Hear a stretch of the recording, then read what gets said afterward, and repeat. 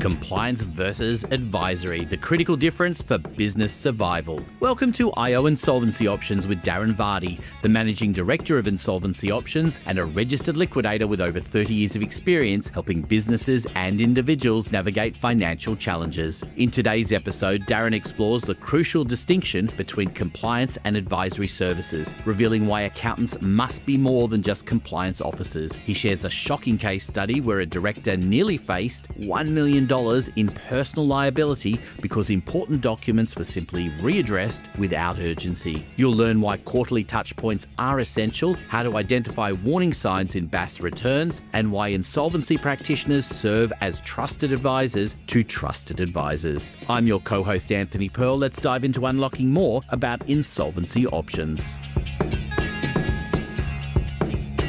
Darren, I want to talk to you about a subject that we've touched on in previous episodes a little bit, but perhaps not gone into the detail of it. Compliance versus advisory, which is a big thing in the accounting world these days, but I think it's an even bigger thing for businesses to understand where they lie with their accountants. Are they advisors or not? And it's a huge factor, I imagine, for where you come into a business. Yeah, with the taxation rules that are out there, a lot of accountants have become compliance focused. And don't get me wrong, compliance plays a very important role, particularly these days where failure to comply with certain things can result in director's personal exposure, under the director penalty regime.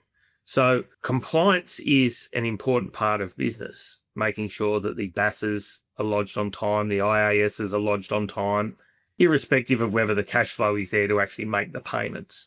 But if the cash flow isn't there to make the payments, that's when the advisory piece kicks in. And that's where in my view, the accountants need to be asking the questions as to, hey, what is going on? You haven't got the cash flow to afford to make the payments on these compliance issues.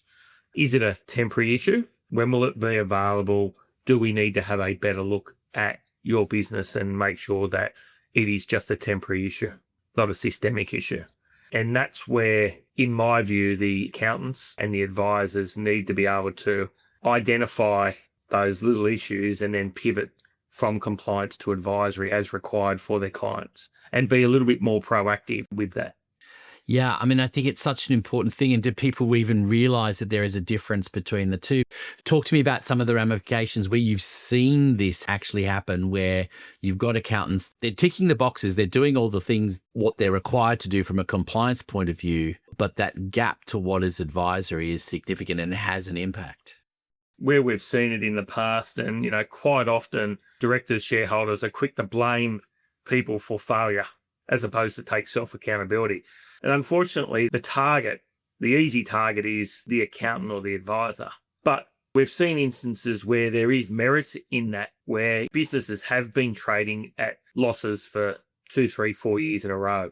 And the directors have said, well, hey, our accountant has never pulled us up on this because we've advised the directors, well, hey, you've traded whilst insolvent. You've traded at a loss for 3 or 4 years. You could be potentially exposed for insolvent trading. And quite often they say, well, why hasn't my accountant told me that? Why hasn't my accountant raised the issue of the fact that I'm trading that I'm trading at a loss, that I've been trading at a loss for a couple of years? My response to that is, well, you as the owners of the business should know your numbers.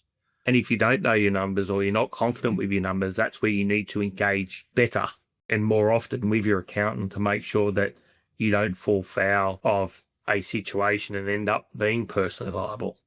So I think it's a two-way sword, you know what I mean? I think there needs to be accountability from the accountants to pick up and raise these issues, but the directors and shareholders also need a little bit of accountability as well to say, hey, I really need to know my numbers, and if I don't, that's where I need the advice and I need to get the advice. Because the exposure is not to the accountant. The exposure is to the directors for insolvent trading.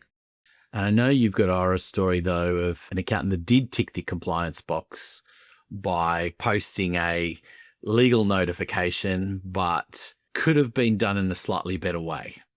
Yeah, well, look, quite often accountants, and this is where there is potentially, I think, could be a risk to accountants. Quite often accountants not only act as a tax agent and manage compliance, but they also act as the ASIC agent. Now, When being served with legal documents are always served on the registered office. And the majority of times where the accountant is acting as the ASIC agent, it's the accountant's office that is the registered office for the company. So quite often you'll find that it'll be the accountant or the accountant's firm that will receive legal documents. Now, if they're not acted upon in a timely manner, quite often you will find that the business for which it relates can be prejudiced. And one example of that, as you indicated, was a director penalty notice and a creditor statutory demand was issued to the accountant's office on behalf of the tax office, and the receptionist received the mail in and simply readdressed the documentation received to the director's personal residence. Now, the director just happened to be overseas or was going overseas at the time that the accountant received the documentation. And when that director had returned from being overseas on a weekend, when they opened the mail from the accountant, they'd actually realised that the creditor's statutory demand and the director penalty notice expired the next day. Now, that left the director with no alternative whatsoever but to appoint an external administrator to give him some breathing space in respect to the demand and to avoid any personal liability under the director penalty notice. Now, that appointment occurred and then the strategy began. Whereas, if the accountant contact had have been told by the receptionist, or if they had seen the documentation that came through, the accounting contact could have phoned the director of the company and say, hey, we've got these documents. I need to get these to you as a matter of urgency. Scan, email them across, fax. I don't know if people use faxes anymore, but, get it to the director.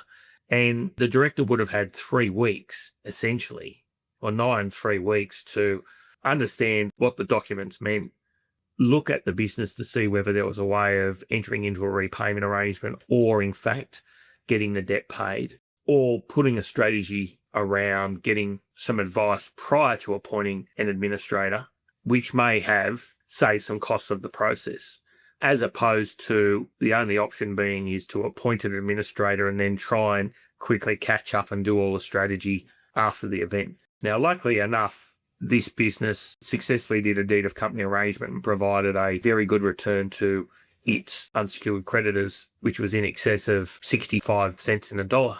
However, that was only off the back of the circumstance of that business, where they were in the process of selling the business as a part of their business as a going concern, which would provide the return back to the creditors. Whereas the alternative there would have been if the director had not received the documents and not acted in time, and the ATO had have wound the company up, the outcome would have been that the sale that was on foot may not have been completed whatsoever, and therefore there was no funds to pay creditors. The director would have ended up with a personal liability in excess of $1 million for the outstanding tax debt. And so in that circumstance, the alternative would have been a catastrophic position in respect to the going concern of the business and the director's personal wealth. Huge. And the question as well then is, someone finds themselves in a similar situation for whatever reason that they've ended up in this situation. There's no extensions, are there? There's no negotiating and saying, I only heard about this yesterday and you've given me 1 day, I need more time. How do you negotiate around that? Once you're in legal demand territory, there are strict statutory timeframes. Same with the director penalty notice regime. There are strict statutory timeframes that if you don't act within those timeframes, there are no extensions. So to answer your question, it is what it is, and if it doesn't get dealt with within the time frame, then the consequence is what it is. So for the instance, the directors will then be personally liable. With the expiry of the creditor statutory demand, the creditor will proceed to wind the company up. What happens in a lot of the cases that you see? We talk about this one particular case where it happened and they kind of had a day to turn it around and that managed to happen. But I imagine there's other situations where it's not been as successful. A lot of the other situations we've faced is that the only real alternative is to just simply appoint a liquidator, and the liquidator then looks to realise the assets for the benefit of the creditors to the best of their ability at that time, which ultimately is the closure of the business. potential sale, if the liquidator has the ability to sell as a going concern, that is genuinely not common. So let's go back a little bit to where we started this in terms of the advisory versus compliance angle of things. I mean, how often do you see that in businesses that you've been dealing with, that there is a degree of compliance that's been had? And I'm not, just talking about accountants here, but in terms of the business workings of things, they've ticked the boxes, but they've not really looked under the hood properly. They've not really examined the issues. And that's where I sort of get back to my comments earlier, is that I think now business owners are more conscious of being compliant. I think over the last number of years and the tools that are available with the online accounting tools, Xero, MYOB and the like, it's easier for businesses to be compliant. And one of the tax office mantra has been is make sure you're compliant. If you can't pay, we can enter into a repayment arrangement. The focus from the tax office has been, let's get lodged so we know what the debt is. And then if you can't pay the debt, let's work out a way that we can. And that's been good for business. But the focus has been on compliance. So we've seen the business compliance with their statutory lodgements increase significantly over the last decade.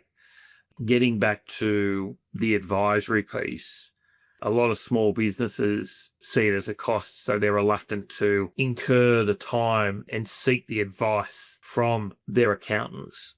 And that's where I think the accountants will do themselves an injustice if they don't at least reach out to the client about the advisory piece, particularly where they might see some warning signs. And because the accountants will see the warning signs first in doing the compliance for their clients. And it's a big area for accountants in terms of talking about this whole advisory piece, because as you say, the software and things that are now available to tick a lot of the boxes is there. So the traditional, I just go to my accountants to get my taxes done, is still there, but there's so much that is done electronically now with all of these bits of software and things that it's natural for them to move into that space of being more of an advisory service. And it should be a proactive one, not only about the negative one, right? That they should be talking about some of the possibilities and things that you can do to expand the business. So it should be seen as not just ticking the box in case it's a negative that we want this advisory. It should be about being proactive in other areas to help the business grow. Yep, this is true. And accountants should be having a touch point with each of their clients at the minimum quarterly, because BAS returns get done quarterly, right? So the touch point is, if the client is unable to lodge their BASs on time, why not? If the client lodges their BASs on time, they've got the financial information there that they can scan to see and get a good idea on what their trading is like. So they should be looking at that saying, yes, it looks good, or no, or hey, is everything okay, if it doesn't look right? Tell me, from your point of view, when is it advisable for accountants even to just seek advice from someone like yourself to understand, really, we're seeing some warning signs here? Do you engage with them at that point to steer them in the right direction as to what they should be doing? Yeah, absolutely. And that's where, we as insolvency practitioners become the trusted advisor to the trusted advisor, right? Our role is, we're a specialist type of accounting business. We deal only with insolvency, and therefore we bring to the table an expertise that the general accountant doesn't have, but also is not expected to have either by virtue of the type of accounting work that they do. So I always position myself as that if you have a client, or if you see any of those early signs, or even if you've just got that gut feel that it just doesn't feel right, let's have a discussion. It costs nothing for a discussion. And, let's have a look at the numbers. And when we have a look at the numbers, if we identify some issues, then we raise it with the client and move forward there. And that's all we have time for in this episode, but next time on IO Insolvency Options, we'll walk through the first 3 weeks of liquidation and what directors can expect. Darren will reveal why he describes this period as chaos, explaining when directors can finally breathe again, and share what life looks like on the other side of liquidation. It's essential listening for anyone facing this process. For details on how to get in touch with Darren and his team on insolvency challenges, please consult the show notes. This podcast is produced by my team at podcastdoneforyou.com.au, helping professionals share their expertise through powerful podcast content. If you found value in today's episode, please like, comment, and subscribe to IO Insolvency Options. Until next time, remember, there's always a way forward when you know your options.